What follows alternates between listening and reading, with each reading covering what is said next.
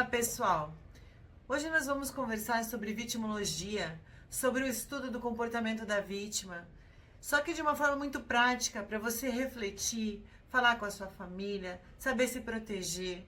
E eu chamo hoje o policial militar para conversar comigo sobre esse assunto, então é um vídeo muito útil.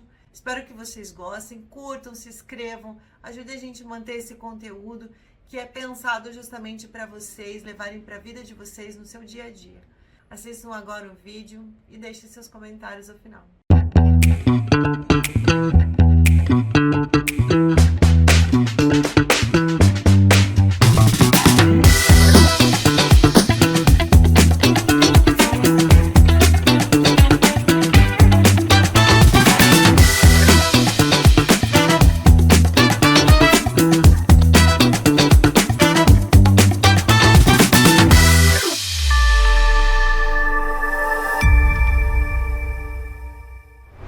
Olá pessoal, hoje a gente está aqui conversando com uma pessoa muito especial, um amigo querido, que é o Luiz Quinão. Ele é bacharel em Direito, policial militar, terceiro sargento, já serve há 19 anos na corporação, é meu contemporâneo da faculdade. Então hoje a conversa vai ser bem gostosa e bem reflexiva e muito útil para você que está aí assistindo a gente. A gente vai falar hoje sobre comportamento da vítima. Que tipo de comportamento é comum e é identificado entre as pessoas quando se encontram em determinadas situações a ponto de serem vítimas de determinados tipos criminais. Essa é a conversa que a gente traz hoje. Vai ser descontraída, no máximo que puder, mas o assunto é bem sério, né?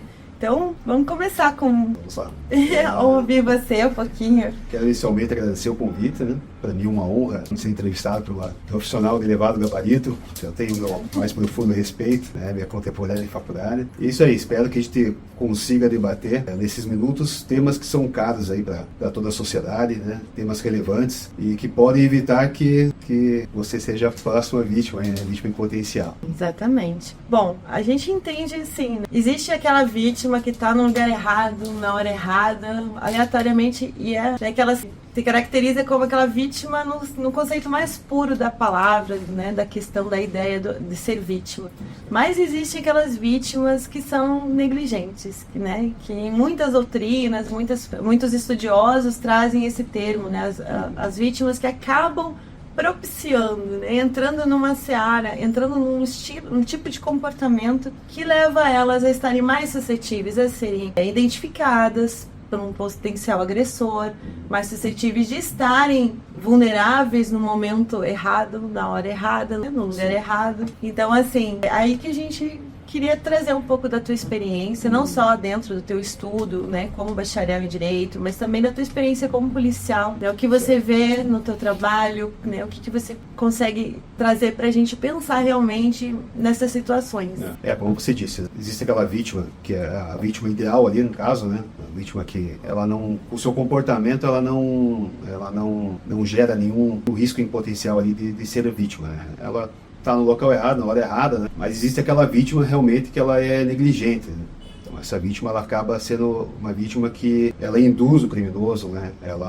O criminoso vê naquela vítima a possibilidade ali dele conseguir levar a cabo a sua empreitada criminosa, né? Minimizando ali os riscos dele ser flagrado ou que essa prática aí seja repelida, né? Então... Exemplo disso você consegue traduzir, assim, por exemplo, num caso de estupro, principalmente em balada, né, meninada, na rua, o que você vê, o que você traz, o que você já estudou sobre isso, que a gente pode conversar agora, para o pessoal pensar? Bom, questão de balada, que é muito comum, às vezes a pessoa lá está bebendo ali, negligencia o copo, né? A questão que muitas pessoas muitos criminosos já estão atentos a essa negligência da vítima e, né, colocam uma substância ali que vai reduzir ali a possibilidade da vítima de resistência, né? E aí a vítima acaba sofrendo aí um crime de estupro, né? Toma aquela bebida, gera aquela substância inebriante ali, a pessoa perde a consciência e quando acorda ela já se tornou vítima de estupro, né?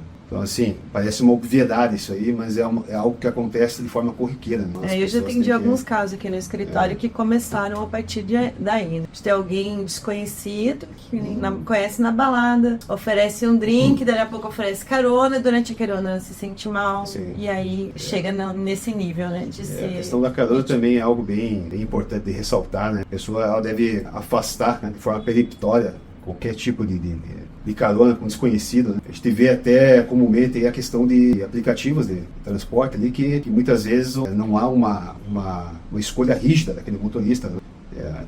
Talvez antigamente isso fosse mais comum, né? Essa questão de você individualizar um motorista, saber. Hoje não. Hoje muitas pessoas prestam esse tipo de serviço, então acontece também de crimes sexuais ali durante o uso desse aplicativo. Né? Então, importante que a pessoa, quando vai utilizar esse serviço, que ela note as características do carro, do motorista, que ela tenha contato com uma outra pessoa, principalmente do sexo masculino ali, que vai poder oferecer uma proteção ali do ponto de vista físico, né? A gente sabe que a mulher é mais vulnerável nessa questão em relação ao homem. Então, às vezes, até compartilhar a rota ali com alguém de confiança, né? Tentar minimizar e mitigar esses riscos ali. Sim. É bem interessante essas coisas que você trouxe, esses pontos são realmente as histórias que a gente mais escuta, né? Quando esses atendimentos. Outra situação na rua, não andar na rua, não sair da balada, principalmente se já tomou alguma coisa, né? Se já não está muito na sua consciência perfeita, né? Evitar sair sozinha,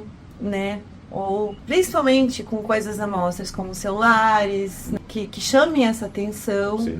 Claro que aí a gente já vai pro furto, né? Ou pro roubo, mas enfim, o que a gente tá pontuando aqui já mostra que a pessoa está desprotegida. Né? Se você pega o celular de uma pessoa assim, ela já não tem mais nem como chamar ajuda. Né? Já começa aí, né? Se você já vai mitigando ela por um círculo em que o agente já domina a vítima. Né? Com certeza. Por exemplo, eu leio muito sobre isso, tem cartilhas, teve uma época que saía na Polícia Civil aqui do Paraná que orientava isso, né? Evitar andar perto de muros alto ou baixo, não importa, mas principalmente à noite, né? Quando tá desprotegido, isso serve para homem e para mulher, né? Evitar, enfim, sair de baladas, de lugares sozinho, né?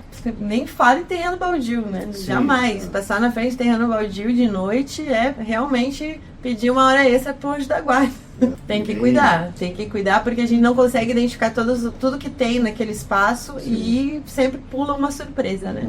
É a questão de se colocar numa situação de vulnerabilidade, né? Então a pessoa ela sai da balada, como você falou, às vezes bebeu um pouco ali, não tá com as suas habilidades ali preservadas, né, 100%, e às vezes passa por um local que é propício para a ação do criminoso. Né? O criminoso ele já sabe, ele já traçou todo esse plano antes de encontrar a vítima ali. Então ele já tem o elemento surpresa, ele já preparou o lugar, já sabe como fugir dali. Ele tem tempo para pensar, né? Ele tem tempo para pensar, para colocar em prática a sua sanha criminosa. Então ele já sabe o lugar propício para arrastar a vítima, o lugar que a vítima vai pedir para socorro, não vai ser atendida. Então são coisas que tem que realmente prestar muita atenção, evitar, para não cair nessa estatística da vítima negligente, né, que estava mencionando aqui. Que é a vítima que ela, sim, óbvio, né, a gente não quer dizer que a vítima é culpada pelo crime de maneira alguma. Não né? É isso. A gente afasta essa afirmação de forma peremptória, né? Não significa isso. Mas é a questão do comportamento, né? O comportamento ele pode influenciar a ação do criminoso. Né? Então a gente reduzindo, afastando esse tipo de comportamento que vai deixar a pessoa mais vulnerável à ação do criminoso, obviamente que ela vai conseguir evitar que ela seja a vítima do crime. Né? Exatamente. Né? E hoje em dia a gente tem que estar muito atento, né? O criminoso ele quer o que é fácil para ele. Né? Ele não vai querer empreender a sua prática delituosa ali em relação a uma pessoa que está se cercando de todos os cuidados. Né? Pode acontecer? Pode. Como você disse, né? É aquela vítima que ela não fez nada para que aquilo acontecesse. Mas óbvio que se o criminoso ele tem uma vítima que é negligente, com os seus próprios cuidados, e uma vítima que já tomou as medidas ali para tentar afastar essa ação criminosa, obviamente ele vai optar pela vítima que... É uma presa mais fácil. Exatamente. É outras situações que a gente vê acontecendo muito, e cada vez mais, né, por esse fascínio pelo celular, por esse vício de estar o tempo todo no celular, que é o assalto, o roubo dentro de carro, né? De você entrar no carro e ficar no celular. Sim. Fica um tempão sem sair do carro, fica no celular, ou estaciona, não olha ao redor e fica falando no celular. Fica ou mexendo no carro, ou enfim, conversando dentro do carro, em horários e lugares que a pessoa não tá. Principalmente lugares que não conhece. Os lugares que você já conhece, já é perigoso determinadas horas, né? Mas e às vezes você vai em lugares que você nem conhece, vai pegar alguém, tá esperando alguém, e não toma esse tipo de cuidado de ver que vai ficar um tempão parado, né? Sim. Não sabe, aí você no celular, você não presta atenção. É muito difícil quem tem esse hábito de continuar olhando ao redor, de ver a movimentação por retrovisor, de ver se tem alguém cercando. Então, a gente vê também situações, esse ser um tipo de comportamento de vítima que favorece você, né? Com certeza. Que dá essa coceira no agressor de olhar ali e falar, nossa, tá mais fácil ali. Sobremaneira ali a sua capacidade de vigilância, né? Quando ela tá com o celular nas mãos ali, né? Existem ambientes que não são propícios para o uso do celular. A pessoa ela tem que ter em mente que o celular hoje em dia ela traz todos os assuntos importantes para a pessoa, questão de banco, de movimentação de dinheiro. Então, assim, o criminoso, ele sabe que é uma ferramenta extremamente útil para ele conseguir oferir a vantagem ilícita, né? Então, a partir do momento que a pessoa ela reduz a capacidade de vigilância, está dentro do carro, olhando para o celular, ela não consegue observar a chegada do criminoso, né? Ela não consegue antecipar essa situação. Então, ela com certeza será uma vítima, né? Será uma presa fácil para a ação do criminoso. A partir do momento que o cara entrar no carro, acessar o celular, ele vai conseguir ter acesso a todas as contas, ele vai poder fazer transferência de dinheiro, ele vai ter uma infinidade de delitos que ele vai poder cometer. Fora a questão do carro, para poder levar a pessoa para algum outro lugar ali e exigir dinheiro, né? A extorsão ali, medida de sequestro, ou o sequestro relâmpago, né? Enfim, são cuidados ali que a pessoa deve tomar de forma atenta ali para não ser uma vítima desse tipo de delito, né? Perfeitamente. Bom, a gente ainda tem a questão do celular, no dia de hoje, ela já é um instrumento de crime, né? O celular propriamente já é a ferramenta de encontrar as vítimas hoje, né? Tem aumentado muito o número de casos de fraude, clonagem e sequestro de dados. Eu, pelo menos, tenho visto bastante. Imagino que, na prática, ainda tem um volume muito maior de negligência em relação a essa proteção. Uma coisa que eu li há pouco tempo atrás, achei muito interessante, é a comparação dos dados da vida virtual nossa com a nossa vida real, né? Como a gente não age com as mesmas cautelas. Vamos dizer que a gente tem as cautelas. Todo mundo adota suas cautelas para andar na rua, para não falar com estranhos. Não vai pegar pacote qualquer um no meio da rua e abrir. Você não vai abrir a porta para quem você não conhece a sua casa. Não vai chegar já dando os seus dados pessoais para qualquer um. Você tá... Sim. Ou seja, a gente tem essa noção quando é na vida real. Só que tudo isso acontece na vida virtual. E na vida virtual, as pessoas não estão tendo essa consciência de que estão agindo sem as cautelas que normalmente teriam. Por exemplo, liga alguém, te pede teus dados, você manda um link, você abre, você nem sabe quem é, você tá abrindo. Te pedem para conferir uma senha, né, para entregar um cartão, que tem caído muita gente nesse golpe, né, de o banco ligar, mandar quebrar cartão e alguém buscar o cartão da pessoa. Quer dizer, a gente na vida real tem tanta cautela para falar, né? E com pessoas que não conhece, né? Ou para abrir sua vida, né? Ninguém sai mostrando seu RG, ninguém sai mostrando seu cartão de crédito assim com essa facilidade. E na vida virtual, assim, é super mais fácil. Então o crime realmente, o crime financeiro está muito concentrado hoje na parte virtual.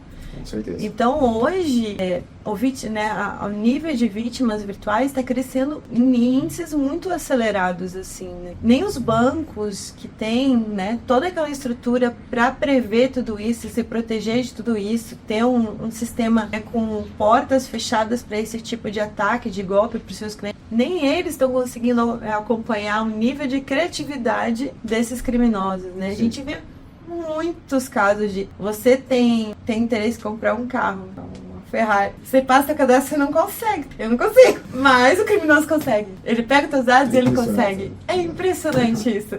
Aí você pega um cliente, né, coitado, assim, super, né, numa realidade muito diferente de um carro de luxo, e vem que, doutora, comprei um carro de luxo e não sabia, como é que eu pago, né? Chega a conta pra ele, por causa desse tipo de coisa. Facilidade de encontrar assinatura, da pessoa, facilidade de encontrar os dados bancários, facilidade de ter todo acesso a endereço, a telefone. A gente tem que pensar muito onde preenche esses dados, a gente tem que pensar muito onde, né, para quem responde, que link abrir. E existe uma delegacia de proteção de crimes virtuais. Né? A gente entra naquela questão dos crimes cibernéticos. Né? Tem os crimes próprios, né, que são aqueles que é imprescindível ali a atuação no meio virtual. Né? E esses crimes, eles têm tido um crescimento exponencial. Então, como você falou, a vítima, muitas vezes ela não tem a cautela necessária ali com os seus dados. Né? Alguns criminosos, eles conseguem ali, às vezes mancomunados com outros criminosos que acessam alguns dados cadastrais das vítimas, conseguem aplicar alguns golpes. Né? Mas é como você disse, você não pode, de maneira alguma, repassar dado pessoal por telefone. A gente não sabe quem está dentro da loja, não tem como confirmar se essa pessoa realmente trabalha em determinada empresa ou se é um criminoso, né? Então a gente vê muito estelionato virtual aí também, questão de sites, né? A gente vê sites que, por exemplo, sites de leilão, os caras eles vão lá, eles fazem um endereço eletrônico muito semelhante ao do site original, e as pessoas elas não verificam ali, com a devida cautela, essas informações e acabam repassando o dinheiro ali pro criminoso, né? Então essa questão dos dados aí realmente é algo que a pessoa deve ter uma cautela extrema ali, nunca passar dados pessoais por telefone. Uma questão também que veio à mente agora é a questão de rede social, né? É impressionante como a pessoa ela não tem o cuidado com os dados ali, com as questões que ela trata na rede social, né? Que na internet tudo é lindo, né? Tudo bem diferente da vida real, né? A pessoa é rica, é bonita, ela viaja e assim, ela acaba negligenciando essas questões, né? Então ela fala onde ela tá, ela fala com quem que ela tá, ela coloca telefone na rede social, ela coloca ali o e-mail, ela coloca um monte de informação que pro criminoso, nossa, aquilo é um prato cheio, né? A gente tem que entender que o crime, ele tá sempre tentando ficar um passo à frente ali da polícia, né? E assim, eles sempre vão usar essa tecnologia, né, que tem à disposição para conseguir ali aplicar os seus golpes, né? Então é algo que a pessoa tem que realmente ter uma cautela, evitar esse tipo de situação, né? Até você puxou essa coisa do leilão, uma das coisas interessantes assim que a gente identifica nesse comportamento de vítima, quando se trata desses perfis de estelionato, desses golpes virtuais principalmente, o oferecimento de uma vantagem exagerada. Você vê que as vítimas de estelionato, não só na vida real, vamos falar assim, mas também nessa parte virtual, né, desses sites de leilão, lojas com produtos muito baratos, que normalmente não são naquele valor, né? Leva muita gente a cair nesses golpes pelo excesso de vantagem. Isso é uma coisa interessante para as pessoas pensarem. E isso eu já ouvi vários policiais falando, né? Não sei se você concorda com isso, porque realmente o perfil de quem cai no estelionato, às vezes até não consignado, aqueles consignados que já atuam de forma ilegal, ligando 10 milhões de vezes para a pessoa, até conseguir convencê-la de fazer uma renegociação, antecipar um valor, que vai conseguir mais aumentar limite aqui, não sei o quê. Enfim, as vítimas, quando eu atendo, quando essas senhorinhas, geralmente, do lar, quando a gente atende, elas não conseguem nem dizer como é que elas chegaram a fazer aquele nível de negociação. Elas não entenderam. Nem elas entenderam. E na hora fazia todo sentido. Dizendo, tá, mas como que você emprestou um dinheiro pra pessoa? É o contrário que acontece. Não, mas aí ele aumentou o limite, é que tá o meu anterior, aí eu... Sabe, um enredamento tão grande. Mas o que eu entendo, o que eu observo, é uma oferta de vantagem. O estelionato é muito característico por isso, né? Quem cai nessa rede geralmente se iludiu um excesso de vantagem. Aqueles bilhetes premiados, né? Que teve por um bom tempo aí, não sei se ainda tem, não tenho muita notícia sobre isso. Tem pessoas que caem nesse golpe, né? Porque é muito conhecido, mas enfim, por um tempo levou muita gente a cair por conta disso, né? Uma vantagem. Gente, quando vocês tiverem uma oportunidade de receber, né, de verem uma vantagem muito grande, não é normal.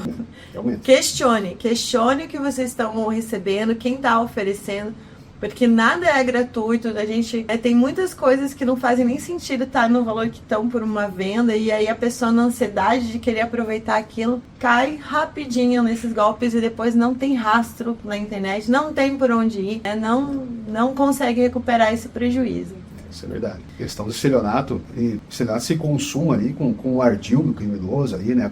Só que ele depende do comportamento da vítima, né? Então, se a vítima, ela, né, tem aquela vítima que realmente ela não tem ela não compreende muito bem aquela questão e acaba sendo induzida a se tornar vítima daquele crime, Mas tem aquela pessoa também que quer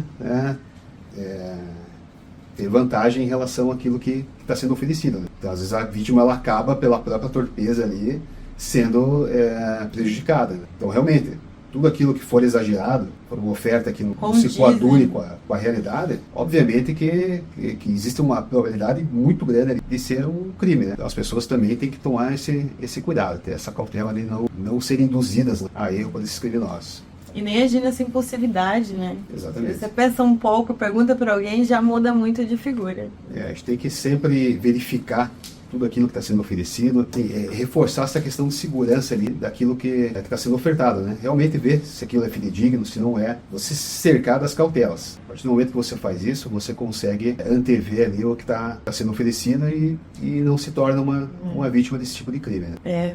Bom, eu gostaria de trazer ainda mais uma situação bem delicada. E essa eu já ouvi de muitas pessoas próximas passarem por isso. E realmente é um ato de terror para quem vive, que é aquele sequestro domiciliar. Sim. Geralmente é um sequestro relâmpago, que é uma abordagem, um assalto dentro de casa, em que a família e tentam levar tudo que tem, ficam torturando até que a pessoa fale onde tem dinheiro, onde tem joias, enfim, né, onde tem alguma coisa de valor. Você tem algo a pontuar sobre isso, cuidados muito necessários na hora de entrar, sair de casa, o que dá para melhorar sobre isso? Sim, existem várias medidas que podem ser adotadas para minimizar esse tipo de situação. Então, a questão de observar realmente o entorno, né? Sempre que for sair com o veículo, observar se tem uma movimentação estranha, né? Ao chegar em casa também, que esses são os momentos cruciais ali, né? O momento propício ali para a ação do criminoso, né? Normalmente quando a pessoa está saindo de casa ou quando está regressando ao lar. Então, sempre observar o entorno, sempre prestar muita atenção quando for sair, questão de portão, se for portão eletrônico, sempre acionar no momento correto ali. A questão também de aparato de segurança, né? Pessoa, obviamente, que dentro das condições financeiras de cada um, mas eu acho que o básico ali a pessoa tem que ter em casa, né? Que é a câmera de monitoramento e alarme. Isso aí é o básico. Isso aí, o criminoso muitas vezes vê que tem esse aparato aí, ele não vai, sim, ele consegue, se ele quiser ele consegue, né? Cometer o delito nessa residência, mas ele vai evitar, vai procurar aquilo que está mais fácil para ele realmente. Então, essa questão é muito importante, né? A questão de vindículos também, né? São colocados nos muros ali para evitar a entrada do criminoso. Mas a questão que você falou de observar mesmo ali, de sempre estar atento quando for sair de casa, quando for retornar para casa, isso é muito importante. Isso aí evita muita coisa. Então, às vezes, está voltando para o carro e vê alguém comportamento estranho ali, ou um carro que não é visto ali com uma certa frequência, dá mais uma volta na quadra, né? Mantenha o contato de alguém ali que possa te oferecer alguma ajuda ali, né? Em último caso, pode até chamar a polícia, né? Se realmente a pessoa estiver numa situação ali que enseja ali que deixou de ser uma mera insegurança, passou a ser uma desconfiança. Exatamente. Já mais concreta. Pode chamar a polícia vai proceder à abordagem pessoal ali, vai verificar, faz a busca pessoal, verifica, já levanta os antecedentes, vê se realmente a pessoa está com mandado de prisão ali expedido, se não está, quem é, quem não é, o que está fazendo ali. E se for uma pessoa imbuída aí de intenções ruins, ela já vai ficar mais esperta e levar a outro lugar. Nem espera ser abordada. E outra questão interessante também é a questão do vizinho solidário. Você chegou a falar Sim, já tem bastante aqui na cidade já. Então, muitas vezes os vizinhos aí, eles se organizam, eles juntam dinheiro, colocam câmeras ali na rua, criam grupos do WhatsApp ali para se comunicar. Então, às vezes, quando tem uma pessoa estranha ali, comunica, fulano, tem um cara estranho na frente da tua casa ali, o cara tá com, vestido de tal jeito, tá com comportamento tal. Isso aí inibe bastante. Porque às vezes a pessoa não fica o dia inteiro em casa, Exatamente. Mas um vizinho fica nos horários que um tá, o outro tá. Sim. Já tem um monitoramento realmente que funciona muito, tem funcionado muito, né? Essa rede de vizinhos solidários. É bem interessante mesmo. Você minimiza os riscos, né? A possibilidade do criminoso ser flagrado por um vizinho, por uma pessoa que esteja inserida aí nessa questão, nesse âmbito aí, já faz com que diminua bastante ali a questão desse roubo que é cometido dentro da residência, o cara ser levado ali, né? Enfim. Eu imagino quando vê uma placa assim, vizinho de olho, vizinho solidário, você já se imagina que alguém tá vendo, você não sabe. Tem alguém atrás da cortina, você não viu. É o Big Brother. É o Big Brother na rua. Isso é muito bom, né? Pra Sim. isso é muito bom. Isso inibe a ação criminosa. Né? Uma vez me falaram, uma pessoa voltada pra área dessas empresas que pensam sobre isso, né? Na hora de instalar um alarme, né? Que vendem DVRs, essas coisas pra por a gravação de câmera. Que uma função também interessante é aquelas luzes que acendem com sensor de movimento. Só isso também já é um passo a mais no caminho de uma proteção, de uma inibição, ou de não ser entre um local e outro, preferir o que não tem luz, né? O que não aciona a iluminação na hora que chega perto. O criminoso, ele quer agir nas trevas ali, né? Ele não quer ser visto, né? Quer ser identificado. Então, assim, com certeza, quando você tem todo esse aparato à disposição, né, as luzes, o monitoramento, o alarme, aí vai pensar duas vezes ali antes de tentar alguma coisa nessa residência. Então, realmente são medidas que devem ser implementadas e que reduzem de forma significante essa questão. É isso mesmo. Obrigada por todas essas dicas.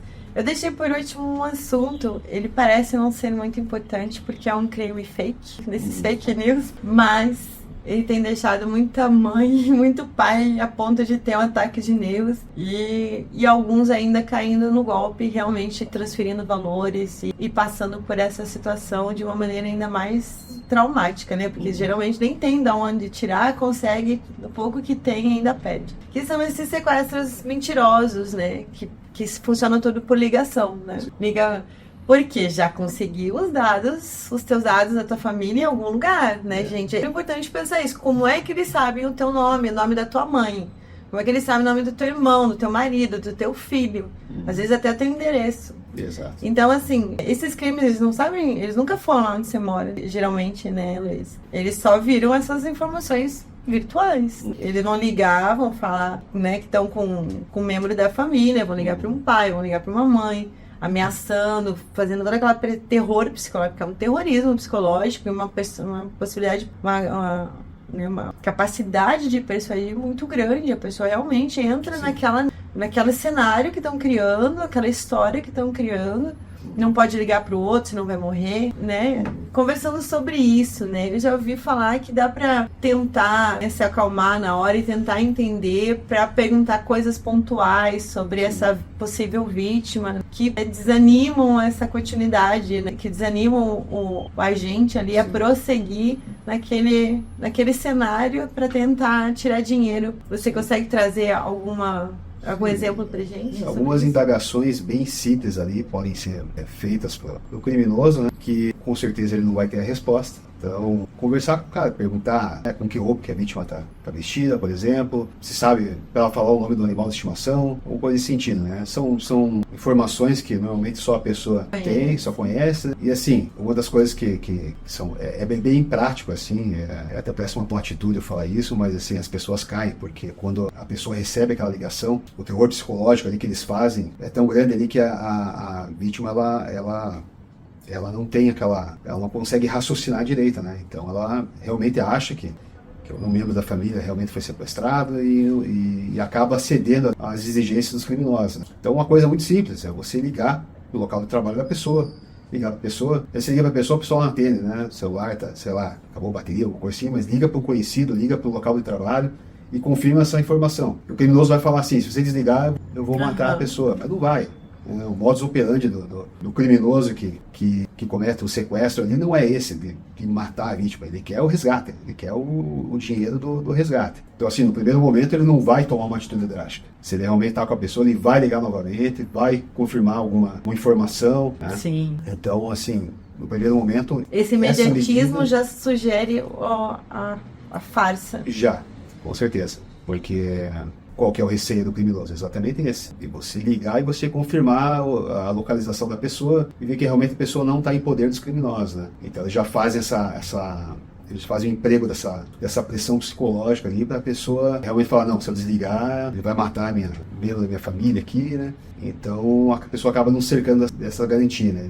E realmente ver se a pessoa tem outro lugar, se não está. Então, o primeiro passo é tentar manter a calma e confirmar se a pessoa está em outro lugar, né? Confirmar algumas informações pessoais da pessoa. Se o cara está em poder da vítima ali, realmente, ele vai perguntar e a vítima vai responder. Então, esse eu acho que é o primeiro passo, né? Isso tem acontecido bastante, com uma certa frequência. Inclusive, tem uma outra modalidade que eu tenho vislumbrado aí recentemente, que é a questão do cara que tem acesso a todos esses dados. O cara tem acesso, por exemplo, ao endereço da filha. A filha, digamos lá, numa situação hipotética, ela é casada, mora em outra residência. O criminoso, ele consegue os dados dessa pessoa, consegue da genitora da vítima ali, da vítima entre aspas, né? E liga para a pessoa, repassa todas as informações que ele sabe, que ele adquiriu em, né, os dados cadastrais, que de alguma maneira ele conseguiu cooptar esses dados aí, e ele liga para a pessoa e fala, ó, tô com a tua filha mora onde aqui, o marido dela é tal pessoa, então é o seguinte, eu quero dinheiro e joias. Então você coloque numa sacola e coloque na lixeira atrás da tua casa. Às vezes o criminoso ele já mapeou ali a residência e a pessoa, ela realmente acha que o seu ente querido ali está em poder dos criminosos, né? Às vezes acontece na madrugada esse tipo de crime, liga para a pessoa não atende, ela vai lá e cede ao pedido do criminoso. Vai lá, coloca os objetos, ele passa com o carro, pega e vai embora. Não são criminosos que têm um condão assim de realmente oferecer um risco à integridade física da pessoa. Eles não querem, a ideia deles não é essa. A ideia é induzir a pessoa a erro mesmo para conseguir oferir aquela vantagem devida. Então isso tem acontecido bastante também.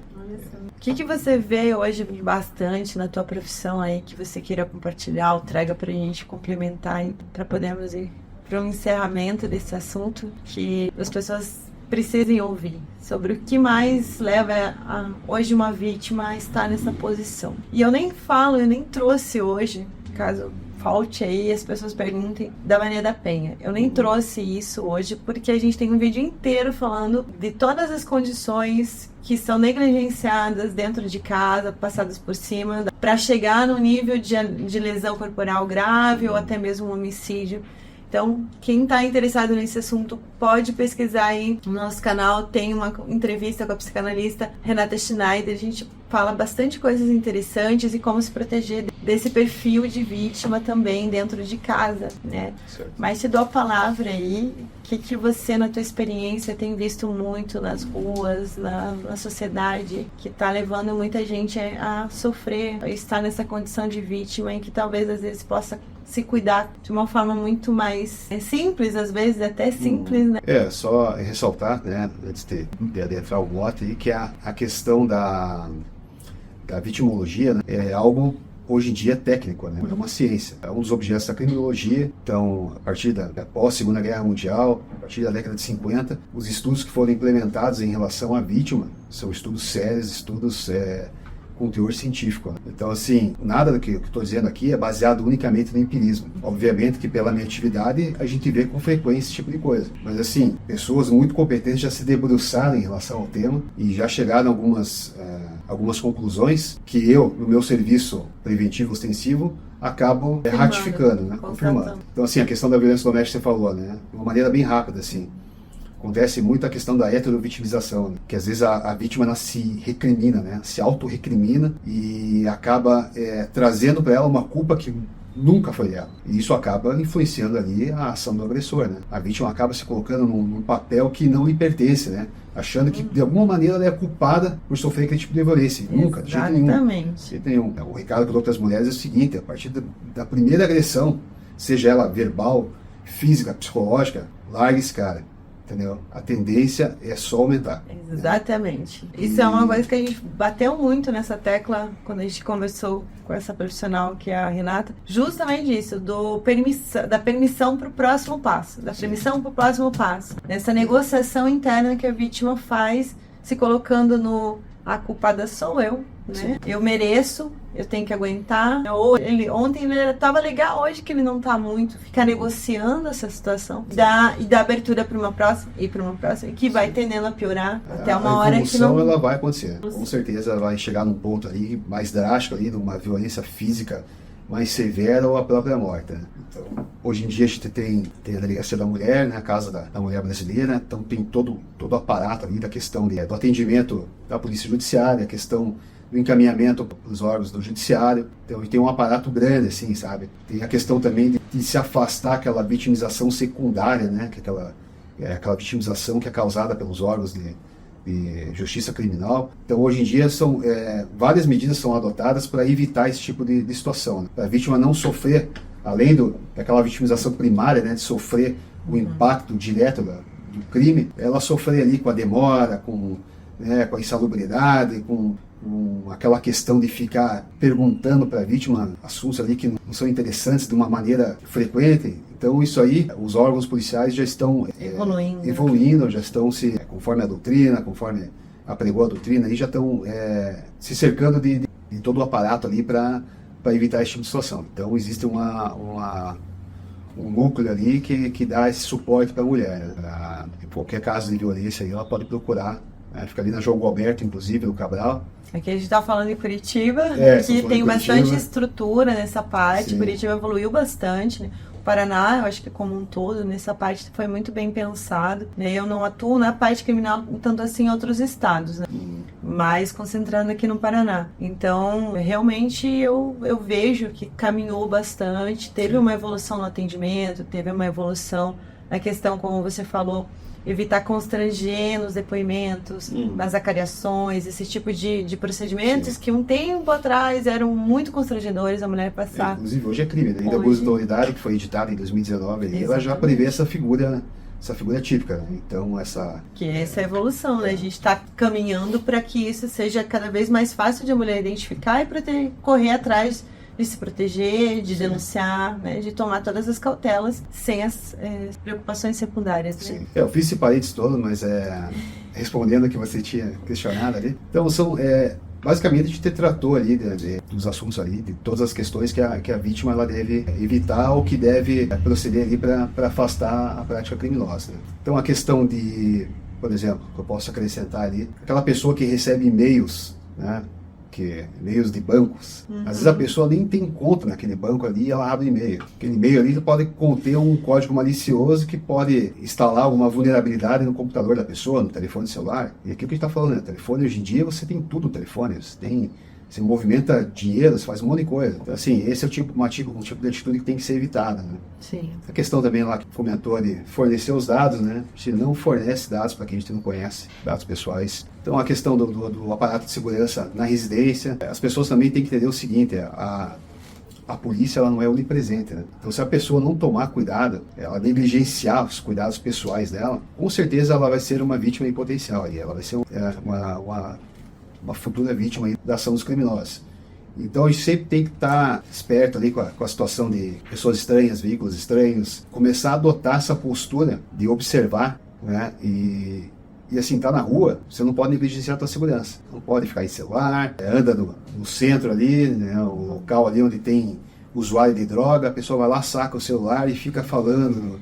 Não, você está pedindo para ser uma vítima. Chamar de pedido, tira selfie. Então daí já cai nesse negócio. Obviamente que, né, em algum momento da vida, a pessoa pode vir a ser vítima de um crime, né? Por mais que ela tome todas as cautelas necessárias. Né? Isso aí não vai afastar a pessoa de sofrer as agruras de uma prática criminosa. Mas esses cuidados, eles são importantes. Reduzem a chance de você ser quem foi escolhido ali no dia, na hora, no momento errado. Com certeza. Bom, obrigada pela conversa. Eu fico muito feliz em ver você prestando esse serviço tão maravilhoso na sociedade, cuidando de tanta gente. E também trazendo essa tua experiência, né? Além de tudo, como a gente também trouxe uma parte do que realmente é estudado, é teorizado, mas que toda tese vem da prática. Eu acho que é sempre o contrário, né? Tanta doutrina observa o comportamento humano, observa como as coisas funcionam. Sim. Então, observar, eu acho uma parte muito interessante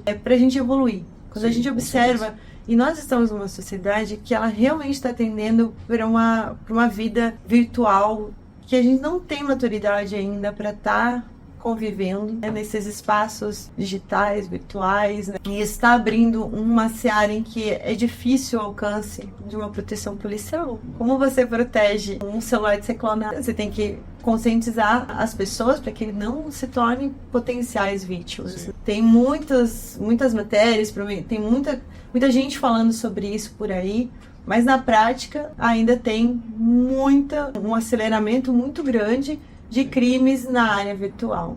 Então hoje, claro, a gente vê nenhum crime deixa de estar aí nos jornais, mas dentro da seara virtual é algo que, assim, o difícil é depois, você não consegue evitar. A polícia não pode ir lá evitar. Pouco conseguem chegar nos criminosos depois e muito menos recuperar o que foi perdido. Então, por essa questão dessa insubsistência, né, a gente não tem que pegar, é tão intangível esse momento e esse cenário que você se coloca, então a gente tem que realmente ter muita consciência, ensinar isso aos filhos. Inclusive, o que através dos celulares dos filhos está podendo ser acessado, né, que é perigoso, que pode ser perigoso para eles, para sua família, né? As crianças estão com acesso à internet já desde pequenos, e isso também é um perigo. A gente não pode esquecer que existe, né, pedofilia espalhada aí pelo mundo, que pega vídeo, pega foto de crianças aí divulgadas na internet. Bom, então eu vou finalizar pedindo para você, o Luiz escreveu um livro recentemente, acabou de publicar, chama-se Garantismo Hiperbólico Monocular. Quer falar um pouquinho sobre ele, contar o que a gente vai ler aqui? Então, esse termo, Garantismo Hiperbólico Monocular, ele foi cunhado pelo Procurador Regional da República, Douglas Fischer, né? Ele se refere a um desvirtuamento do garantismo que foi proposto a Lures ali por Luigi Ferraioli na década de 70 e que tem ensejado um processo penal que ele é natimorto, sabe? Existe uma proteção desarrazoada, uma proteção, por isso que é hiperbólica, né? Uma proteção exagerada de apenas um dos polos processuais do processo, né? O acusado, o réu, no caso. E monocular exatamente porque ele se debruça única e exclusivamente aos direitos desse polo processual, né? Então eu peguei algumas decisões recentes da sexta turma do STJ, né? Inclusive sexta turma e quinta turma do STJ, eles são bem conflitantes ali nas suas decisões, que têm evidenciado essa distorção do garantismo, né? Então o direito penal, né, a sua função, né? Se a gente pegar a teoria funcionalista ali dos alemães lá, do Jacob Boxin, por exemplo, é a proteção dos bens jurídicos mais relevantes para a sociedade, né? Como que a gente vai oferecer essa proteção jurídica se a gente tem um processo que ele já é combalido, ele já é um processo que ele só se debruça sobre os direitos de um dos polos, né? Então eu trago essas decisões e mostro como elas são exaradas ali sem que haja um sopesamento de princípios, né? Então, alguns casos concretos ali, por exemplo, do ingresso no domicílio, né? Sabe que o artigo 5º, inciso 11 da Constituição, ele tem as hipóteses ali que possibilitam o ingresso no lar sem o consentimento do morador, né? Muitas vezes a polícia, por conta de informações, né? Informações fidedignas ali, que mostram que ali é cometido crime de tráfico de drogas, por exemplo, né? Um crime permanente, que a consumação se protrai no tempo, e essas prisões aí, elas são afastadas, né? São afastadas por conta dessa superproteção, sobre esse desvirtuamento do garantismo. A gente vê que só na hora de sopesar e colocar na balança, a balança pende só para um lado. Então, basicamente é isso. Muito bacana, vou ler, quero ler. Ainda não tive essa oportunidade, mas vou ler agora. E é isso, gente. Agora você chamou aí essa questão de todo o aparato policial, as ações policiais, as permissões policiais, até onde é permitida, aonde possa ser abuso. E isso eu vou deixar de curiosidade para eles, porque daqui a pouco a gente vai voltar a ter uma outra conversa sobre essa fala combinada. Assim. Espero que vocês tenham gostado, que realmente utilizem essas informações. A gente está aqui buscando trazer o direito na prática, não só aqueles nomes difíceis, termos difíceis, leis difíceis de interpretar para o cidadão comum, mas trazer isso para vocês compreenderem o que significa, o que... Por exemplo, a gente tira aqui uma tese doutrinária discutida no mundo inteiro há vários séculos sobre vitimologia e traz para vocês de uma forma simples, resumida, prática do que hoje acontece, do que hoje pode ser importante na tua vida, né? Na tua família. Então, fica a dica, fica essa conversa aí para vocês sempre que precisarem, tá? Voltem a ouvir, lembrem essas precauções que o policial militar Luiz Quinault trouxe hoje pra gente. E é isso. Muito obrigada, Luiz. Eu que agradeço. Foi muito bom receber você. Vai ter uma próxima aí, já tá marcada. Isso é uma honra. Então, quem acompanhar o canal aí e se inscrever vai saber quando tiver as novidades dos próximos vídeos. Gente, muito obrigada. Até a próxima.